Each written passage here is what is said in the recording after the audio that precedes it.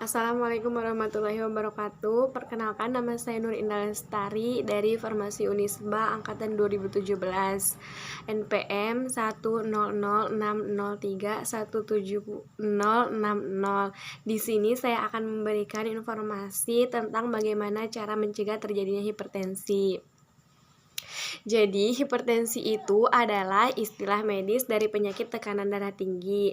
Kondisi ini dapat mengakibatkan berbagai komplikasi kesehatan yang membahayakan nyawa, sekaligus dapat meningkatkan resiko terjadinya penyakit jantung, stroke, bahkan kematian. Nah, tekanan darah ini bisa diartikan sebagai kekuatan yang diberikan oleh sirkulasi darah terhadap dinding arteri tubuh, yaitu pembuluh darah utama yang berada di dalam tubuh. Nah, besarnya tekanan ini bergantung pada resistensi pembuluh darah dan seberapa keras jantung dalam bekerja. Semakin banyak darah yang dipompa oleh jantung dan semakin sempit pembuluh darah, maka tekanan darah akan semakin tinggi. Jadi hipertensi itu dapat diketahui dengan rutin dengan cara melakukan pemeriksaan tekanan darah. Seseorang itu bisa dikatakan mengalami hipertensi apabila pembacaan tekanan darah sistolik pada pengukuran selama 2 hari berturut-turut menunjukkan hasil yang lebih besar dari 140 mm. Atau pembacaan tekanan darah diastolik menunjukkan hasil yang lebih besar dari 90 mm.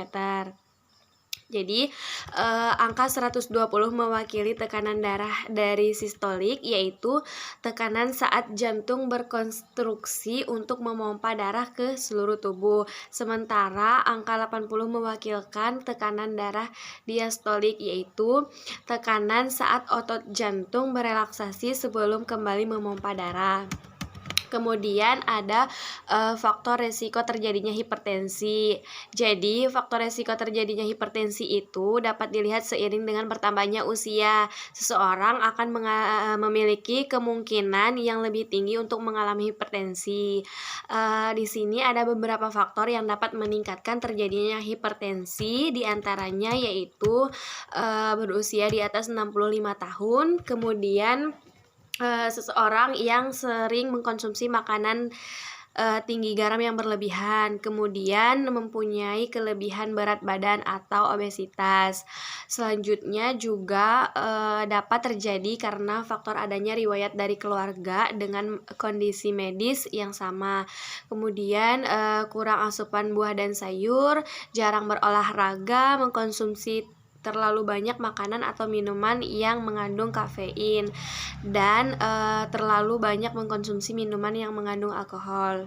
Ada penyebab terjadinya hipertensi. Jadi hipertensi ini terbagi menjadi 2 jenis, yaitu hipertensi primer dan hipertensi sekunder. Masing-masing memiliki penyebab yang berbeda, seperti hipertensi primer. Nah, ini seringkali penyebabnya terjadi pada kebanyakan orang dewasa yang tidak diketahui. Jadi hipertensi primer ini cenderung berkembang secara bertahap selama bertahun-tahun. Kemudian yang kedua ada hipertensi sekunder. Beberapa orang memiliki tekanan darah tinggi karena kondisi kesehatan yang mendasarinya. Jadi hipertensi sekunder ini cenderung muncul tiba-tiba dan menyebabkan tekanan darah menjadi lebih tinggi dari hipertensi primer.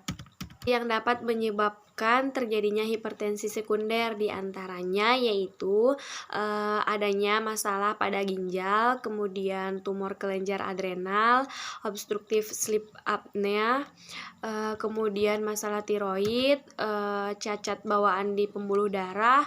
Kemudian dapat juga terjadi karena mengkonsumsi obat-obatan seperti pil KB, obat flu, dekongestan, obat penghilang rasa sakit yang dijual bebas di pasaran, dan juga sering mengkonsumsi obat-obat yang terlarang. Nah, di sini ada gejala hipertensi. Jadi, seseorang yang menderita hipertensi biasanya ditandai dengan merasakan sakit kepala, kemudian lemas, masalah penglihatan, nyeri pada dada, sesak napas, aritmi, dan adanya darah di dalam urin. Bagaimana sih cara mendiagnosa hipertensi? Jadi, Dokter atau tenaga medis biasanya akan memakaikan manset lengan yang ditiup sekitar lengan dan mengukur tekanan darah dengan menggunakan alat pengukur tekanan. Nah, hasil pengukuran tekanan darah dibagi menjadi 4 kategori. Yang pertama, tekanan darah normal adalah tekanan darah di bawah 120/80 mm. Kemudian, prahipertensi adalah tekanan darah sistolik yang berkisar dari 120 sampai 139 mm, atau tekanan darah diastolik yang berkisar antara 80 sampai 89 mm. Nah, prahipertensi ini cenderung dapat memburuk dari waktu ke waktu. Kemudian yang ketiga, hipertensi tahap pertama adalah tekanan sistolik berkisar 140 sampai 159 mm, atau tekanan diastolik berkisar dari mulai 90 sampai 90 mm. Kemudian yang keempat, hipertensi tahap yang kedua tergolong lebih parah. Hipertensi tahap yang kedua adalah tekanan sistolik 160 mm atau lebih tinggi dari itu, atau bahkan tekanan dari diastolik 100 mm Hg atau bahkan bisa mencapai lebih tinggi dari 100 mm. Nah, selanjutnya ada pengobatan hipertensi. Bagaimana sih cara pengobatan hipertensi? Jadi, sebagian pengidap hipertensi itu harus mengkonsumsi obat seumur hidup guna mengatur tekanan darah, karena penderita hipertensi ini tidak bisa disembuhkan, tetapi hanya bisa melakukan kontrol dengan cara mengkonsumsi obat dalam jangka waktu yang panjang.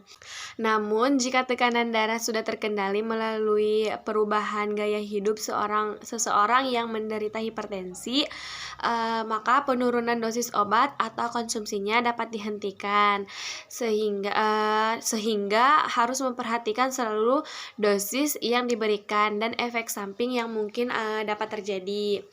Nah, obat-obat yang umumnya diberikan pada pengidap hipertensi antara lain yaitu obat untuk membuang kelebihan garam dan cairan di dalam tubuh melalui urin. Pasalnya, hipertensi ini membuat pengidapnya rentan terhadap kadar garam tinggi di dalam tubuh. Kemudian, obat fungsi untuk melebarkan pembuluh darah sehingga tekanan darah bisa menurun. Perlu diketahui bahwa hipertensi ini dapat membuat pengidapnya rentan mengalami sumbatan pada pembuluh darah. Kemudian biasanya diberikan obat yang bekerja untuk memperlambat detak jantung dan melebarkan pembuluh darah. Selain itu, biasanya juga diberikan obat penurun tekanan darah yang berfungsi untuk membuat dinding pembuluh darah lebih rileks. Kemudian biasa diberikan obat penghambat renin untuk menghambat kerja enzim yang berfungsi menaikkan tekanan darah. Jika renin bekerja secara berlebihan, maka tekanan darah akan naik secara tidak terkendali. Nah, selain mengkonsumsi obat-obatan tersebut, pengobatan hipertensi ini juga bisa dilakukan melalui terapi relaksasi, misalnya melakukan terapi meditasi atau terapi yoga. Namun, pengobatan hipertensi ini tidak akan berjalan lancar jika tidak disertai dengan perubahan gaya hidup seperti menjalani pola makan hidup sehat serta melakukan olahraga yang teratur. Bagaimana sih cara melakukan atau mencegah terjadinya hipertensi? Jadi di sini terdapat beberapa langkah yang bisa dilakukan untuk mencegah terjadinya hipertensi. Di antaranya, yang pertama bisa mengkonsumsi makanan yang sehat. Kemudian membatasi asupan makanan yang mengandung banyak garam. Kemudian mengurangi konsumsi kafein yang berlebihan. Selanjutnya melakukan olahraga secara teratur, berhenti merokok, menjaga berat badan karena obesitas merupakan salah satu faktor yang dapat menyebabkan terjadinya hipertensi. Kemudian mengurangi konsumsi minuman alkohol. Nah, melakukan olahraga yang rutin misalnya seperti berjalan cepat atau bersepeda selama 2-3 jam setiap minggunya. Selanjutnya dapat dilakukan dengan cara mengkonsumsi makanan rendah lemak dan kaya serat seperti buah dan sayuran. Nah, kemudian terdapat obat-obat yang biasa digunakan oleh seseorang yang menderita tekanan darah tinggi atau hipertensi. Nah, di sini mempunyai berbagai macam jenis. Yang pertama yaitu ada angiotensin converting enzyme inhibitor atau ACE inhibitor. Nah, ACE inhibitor ini bekerja dengan cara menghambat produksi hormon angiotensin, yakni hormon yang dapat menyebabkan terjadinya penyempitan pembuluh darah. Nah, dengan obat ini, otot dinding pembuluh darah akan menjadi rileks dan sedikit melebar sehingga tekanan pada pembuluh darah dapat berkurang. Jadi, ACE inhibitor ini biasanya diberikan pada pasien yang berusia 65 tahun atau pasien hipertensi yang memiliki kondisi medis lainnya, seperti pasien hipertensi yang menderita atau mempunyai riwayat penyakit jantung. Kemudian pasien dengan adanya riwayat gagal jantung, kelainan ginjal, dan diabetes. Kemudian ada contoh dari obat ACE inhibitor yang sering digunakan, di antaranya yaitu ada obat kaptropil, enalapril, lisinopril, perindopril, dan ramipril. Nah, yang kedua ada angiotensin 2 reseptor blocker. Nah, ARB ini memiliki efek yang hampir sama dengan ACE inhibitor. Namun, cara bekerja dari dua golongan obat ini memiliki perbedaan, di mana ARB ini mempunyai mekanisme kerja dengan cara menghalangi kerja hormon angiotensin yang dapat menyempitkan pembuluh darah, sehingga pembuluh darah bisa diperlebar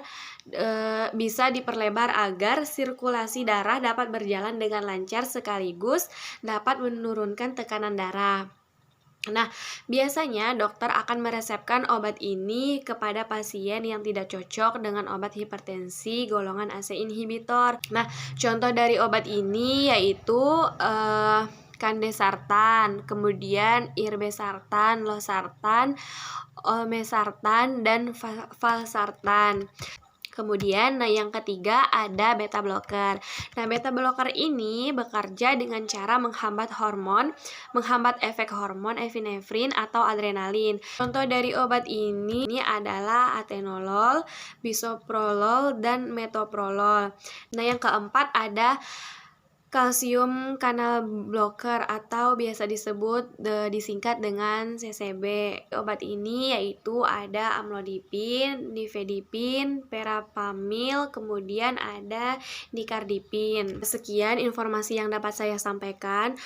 Semoga informasi ini dapat bermanfaat dan bisa membantu penderita hipertensi yang sebelumnya tidak mengetahui bagaimana cara mencegah terjadinya hipertensi, bagaimana cara menjaga pola hidup sehat, kemudian obat apa saja yang bisa digunakan. Nah, kurang dan lebihnya saya mohon maaf. Terima kasih. Wassalamualaikum warahmatullahi wabarakatuh.